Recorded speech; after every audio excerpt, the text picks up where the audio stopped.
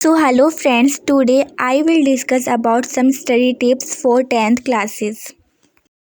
सो math subject के लिए आपको क्या करना है, आपको सबसे पहले एक अलग से नोटबुक बनानी है। जो स्कूल में पढ़ा रहे, जो भी आप एक्सरसाइज कर रहे हो कॉपी में, वो आप करते रहिए, बट इसके साथ में आपको एक अलग से नोटबुक बनानी है। फिर आपको क्या करना है, उस नोटबुक को 2 पार्ट्स में डिवाइड करना है। ठीक है, पहला पार्ट जो होगा उसमें हम क्या करेंगे, उसमें हम जैसे कि हमारा कोई फर्स्ट, उसका जो फर्स्ट टॉपिक है आपको वो लेना है। ठीक है, एग्जाम्पल से पहले ही टॉपिक्स गिवन होते हैं, तो आपको एक टॉपिक लेना है, पर्टिकुलर एक टॉपिक होना चाहिए वो। फिर आपको वो जो टॉपिक है उसमें वो क्या कह रहा है, वो अगर कोई फार्मूला गिवन है तो आप फार्मूला यूज़ कर सकते हैं, और अगर उसमें मेथड गिवन है तो आप उस मेथड को यूज़ करके एक्सप्लेन कीजिए। बाद में उसी मेथड से रिलेटेड आपको क्वेश्चंस करने हैं। ठीक है, सबसे पहले हमारे पास आता है टॉपिक। फिर टॉपिक के कोई भी पर्टिकुलर टॉपिक हो गया, ठीक है, उसके बाद में हम उसी से हम रिलेटेड क्या करेंगे, एग्जाम्पल्स करेंगे। ठीक है, और उसके बाद में उसके करने अपन को एक्सरसाइज। ये बात आपको याद रखनी है। सबसे पहले टॉपिक, फिर उसका एक्सप्लेनेशन, फिर उसके एग्जांपल्स, एंड उसके बाद में उसके एक्सरसाइज के क्वेश्चंस। ऐसा नहीं होना चाहिए, क्योंकि जो टॉपिक होते हैं उसके जो क्वेश्चंस होते हैं और जो एग्जांपल्स होते हैं वो अलग अलग होते हैं। ठीक है, सो आपको क्या करना है कि आपको एग्जांपल्स और एक्सरसाइज को मतलब एक्सरसाइज के जो क्वेश्चंस है आपको वो देखना है कि ये पर्टिकुलर टॉपिक का कौन सा एग्जाम्पल है और कौन सी एक्सरसाइज है। ठीक है, और मैंने जो बताया आपका कि जो आप सेकंड पार्ट करोगे, सेकंड पार्ट में आपको फॉर्मूला लिखना है कि मैंने जैसे कि मेरे को चैप्टर 1 है और चैप्टर 1 से रिलेटेड जितने भी फॉर्मूले हैं आपको वो लिखने हैं, और कौन सा फॉर्मूला कहाँ पर यूज़ हुआ है और किस रीज़न से यूज़ हुआ है वो भी आपको साथ ही साथ में लिखते रहना है, ताकि आपको याद रहे कि हाँ मैंने ये वाली एक्सरसाइज की थी और इस वाली एक्सरसाइज में ऐसे क्वेश्चंस थे कि जिसमें मेरे को ये वाला जो फॉर्मूला है वो मेरे को पुट करना पड़ा। ठीक है, मैथ में क्या होता है कि क्वेश्चंस को सॉल्व करने के लिए हमें बहुत बार फॉर्मूला, मतलब कि कोई डिफरेंट फार्मूला में वहाँ पे यूज़ करना पड़ता है, तो आपको भी इसी तरीके से करना है। ठीक है, और उसके बाद में जो मैथ के लिए आखिरी टिप है वो ये है कि आपको हर हफ्ते आपको अपना टेस्ट लेना है, बहुत ज़रूरी है। मैथ आपको अगर करनी है तो मैथ में अगर आपको अच्छे स्कोर करने हैं तो आपको अच्छे से उसका आपको टेस्ट भी देना चाहिए। ठीक है, तो अगर 1 वीक में 1 टेस्ट तो आपका होना ही चाहिए, वो टेस्ट आप कभी भी दे सकते हो। ठीक है, 7 वीक में से आप, मतलब 7 डेज़ में से आप वो टेस्ट कभी भी गिवन कर सकते हो। हमारा जो सेकंड टॉपिक है वो है सोशल स्टडीज़। ठीक है, इसमें आपको कैसे पढ़ाई करनी है, तो सोशल जो स्टडीज़ होती है उसमें पीछे से क्वेश्चन ज़्यादा नहीं आते, इसमें आपको बीच बीच में से क्वेश्चन करने होते हैं। तो मेरा तो यही टिप है आपको कि आप इसमें से क्वेश्चन खुद बनाइए।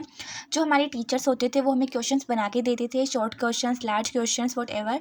तो लेकिन अगर आपके स्कूल में अगर ऐसा हो रहा है तो आप उन क्वेश्चंस को ज़रूर याद कीजिए, उनमें से ज़रूर क्वेश्चंस आते हैं। लेकिन अगर आपके स्कूल में ऐसे नहीं करवाते, ओनली पीछे के क्वेश्चंस करवाते, तो आप खुद short questions and large question आप बनाइए और उन्हें अच्छे से याद कीजिए, अच्छे से एक्सप्लेनेशन से कीजिए।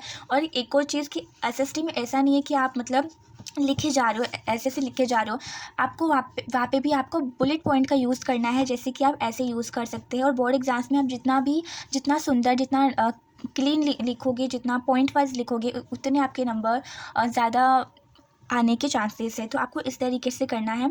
ठीक है, और तो उसमें आपको क्या करना है कि आपने जो भी कुछ याद किया तो आप किसी को, अपनी फ्रेंड्स को या फिर अपने टीचर्स को आप कह सकते हो कि मैम मैंने ये लर्न किया या फिर मैंने ये लर्न किया है, तो आप मुझसे पूछ लो।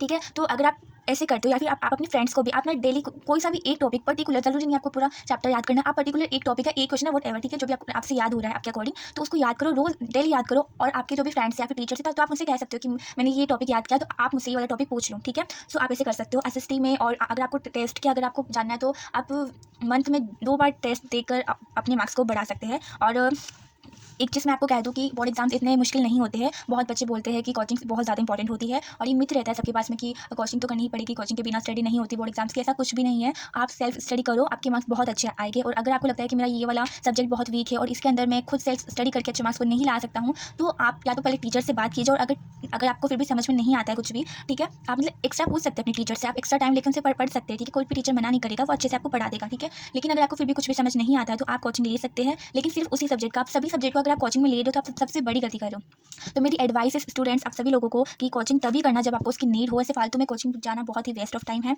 ठीक है। तो अब हम बात करते हैं हमारा जो थर्ड सब्जेक्ट है। थर्ड सब्जेक्ट मैंने यहाँ पे लिया है साइंस। मैंने यहाँ पे सिर्फ 3 सब्जेक्ट लिए जो कि मेन सब्जेक्ट होती है। और अगर आपको लगता है कि मेरे को इंग्लिश और हिंदी पर भी बनाना चाहिए, बिकॉज तो सब कवर कर लेते हैं, लेकिन फिर भी आपको किसी भी सब्जेक्ट में कोई भी प्रॉब्लम है तो आप मुझे बता सकते हैं। मैं उसके ऊपर भी कुछ स्टडी टिप्स आपको दे दूँगी जो कि बहुत ही बेनिशियल होती है।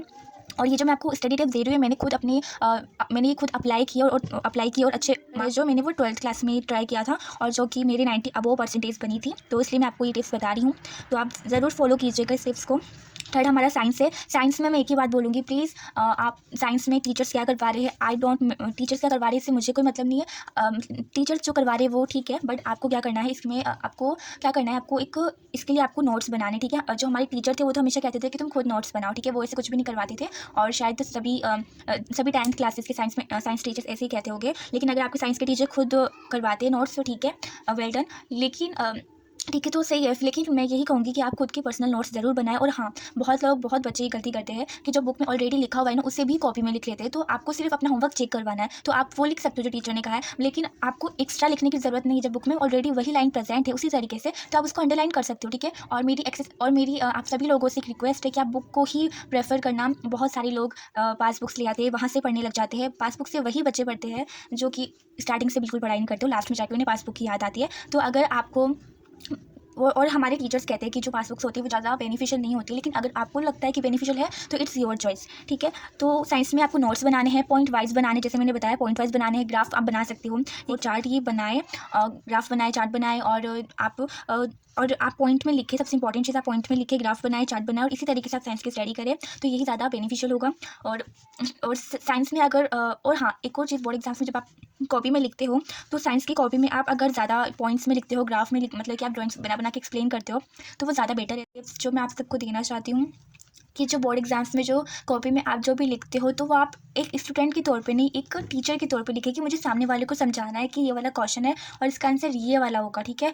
और जो कॉपीज़ चेक होती हैं तो उनके पास भी बहुत सारी कॉपियाँ होती है चेक करने के लिए, तो वो इतना ज़्यादा नोटिस नहीं करते। तो आपको एकदम अच्छे से क्लीन लिखना है। आपको कितना आता है कितना नहीं आता ये मैटर नहीं करता है, आपको जितना आता है आप उसको किस तरीके से प्रेजेंट कर रहे हो, ठीक है। आप कितने अच्छे से लिख रहे हो, आपको कितने नीट, आप कितना क्लीन लिख रहे हो, ठीक है। आप पॉइंट वाइज लिख रहे हो, कितना ठीक से कर रहे हो, ठीक है। तो ये ज़रूर करना। और अगर आप सबको वीडियो चाहिए कि बोर्ड एग्जाम्स में कॉपी में कैसे लिखा जाता है तो मुझे ज़रूर बताइएगा, मैं इसके ऊपर वीडियो ज़रूर बनाऊंगी। सो